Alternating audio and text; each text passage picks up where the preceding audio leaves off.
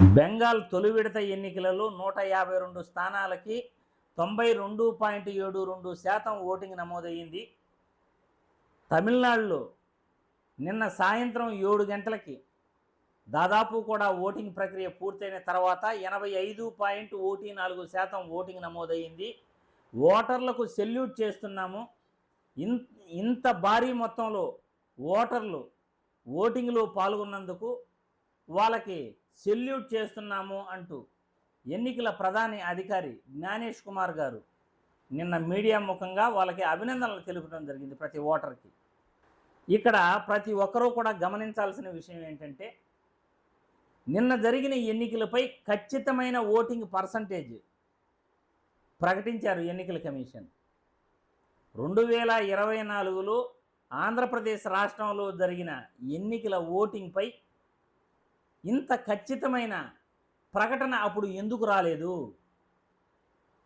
2024 మే 13వ తేదీ ఎన్నికలు జరిగితే ఆ రోజు చెప్పిన ఫిగరు, సాయంత్రం వాళ్ళు చెప్పిన ఫిగరు 69.81% ఎంతో చెప్పారు.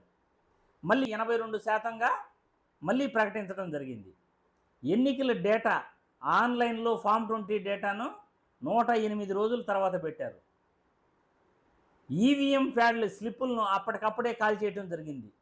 ఇవన్నీ చూస్తుంటే ఎన్నికల కమిషన్ ఆంధ్రప్రదేశ్ రాష్ట్రంలో ఎందుకు ఇంత ఖచ్చితమైన ఓటింగ్ పర్సంటేజ్ను అప్పుడు చెప్పలేకపోయింది? ఇప్పుడు ఎందుకు ఖచ్చితమైన ఎన్నికల ఓటింగ్ పర్సంటేజ్ తమిళనాడు మరియు బెంగాల్ తొలి విడత ఎన్నికలలో చెప్పగలిగారు? ఇక్కడ ప్రతి ఒక్కరికి కూడా డౌట్ వస్తుంది.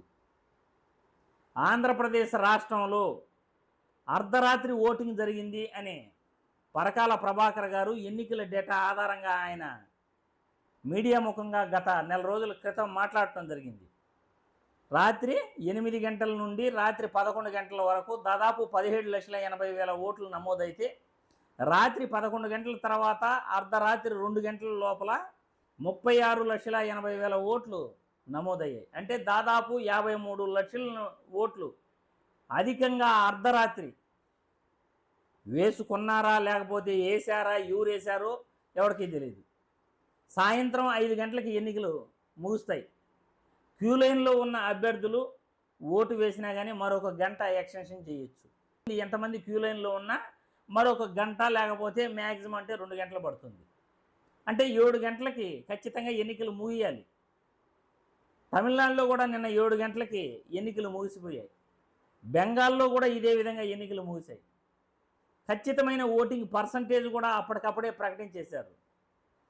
ఇంత భారీ మొత్తంలో 92.72% పశ్చిమ బెంగాల్ తొలి విడత ఎన్నికల్లో ఓటింగ్ నమోదైందని, తమిళనాడులో 85.14% ఓటింగ్ నమోదైందని ప్రకటించిన ఎన్నికల కమిషన్ ఆంధ్రప్రదేశ్ రాష్ట్రం ఎన్నికలలో 2024 మే 13వ తేదీ జరిగిన ఎన్నికలలో ఎందుకు ఆ విధంగా ప్రకటించలేకపోయింది?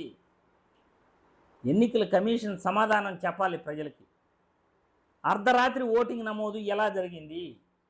ఈవీఎంల బ్యాటరీ ఛార్జింగ్ ఎన్నికలు జరిగిన రోజుకి కౌంటింగ్ రోజుకి ఎలా అధికంగా బ్యాటరీ శాతం పెరిగింది?